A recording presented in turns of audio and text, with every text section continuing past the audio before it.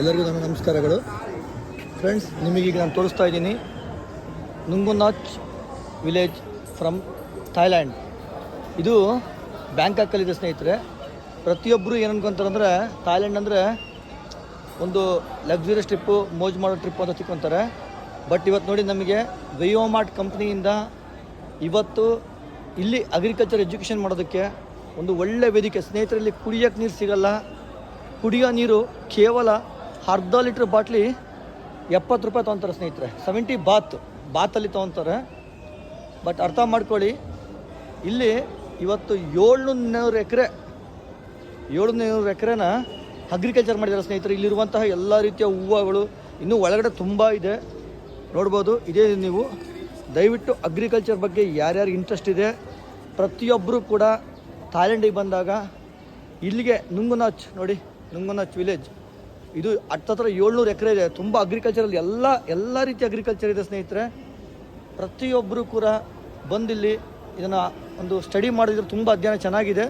ಇಲ್ಲಿ ಇಬ್ಬರು ಗಂಡ ಹೆಂಡತಿ ಇದನ್ನು ಮಾಡಿದ್ದಾರೆ ಸ್ನೇಹಿತರೆ. ಈ ಪಾರ್ಕ್ನ ತುಂಬ ಚೆನ್ನಾಗಿದೆ.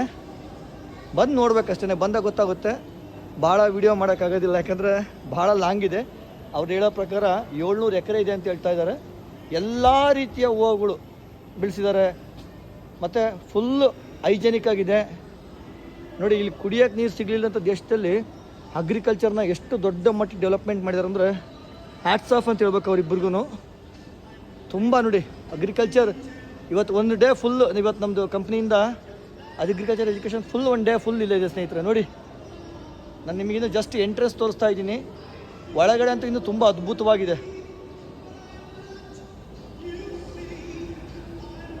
ನೋಡಿ. ಯಾವ ಥರ ಇದೆ ಇನ್ನು ಫ್ಲವರ್ಸ್ಗಳು ಸೆಟ್ಟಿಂಗ್ಸ್ ನೋಡಿ. ಪ್ರತಿಯೊಂದು ಕೂಡ ಅಬ್ಸರ್ವ್ ಮಾಡ್ಬೋದು ನೀವು. ನೋಡಿ ಒಳಗಡೆ ಬನ್ನಿ. ವಾವ್, ಮಾರ್ವಲಸ್ ನೋಡಿ, ತುಂಬ ಅದ್ಭುತ ಸ್ನೇಹಿತರೆ.